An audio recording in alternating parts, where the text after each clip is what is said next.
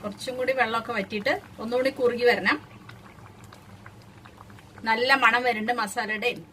ഇഞ്ചിയും പച്ചമുളകൊക്കെ ഇട്ടോണ്ടേ നല്ല മണം വരുന്നുണ്ട്. ഒന്നുകൂടി കുറുകി കഴിഞ്ഞാൽ നമുക്കിത് ഓഫ് ചെയ്യാം.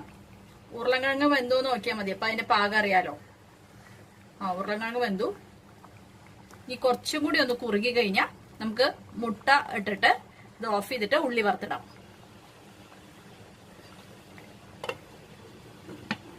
കുറച്ചേരം കൂടി അടച്ച് ഇരുന്ന് വേവട്ടെ. നമ്മുടെ മുട്ടക്കറി തയ്യാറായി. നമുക്ക് അതിലേക്ക് മുട്ട ഇടാം.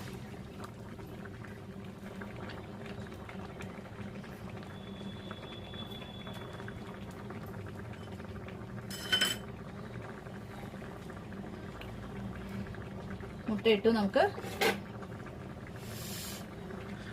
മസാല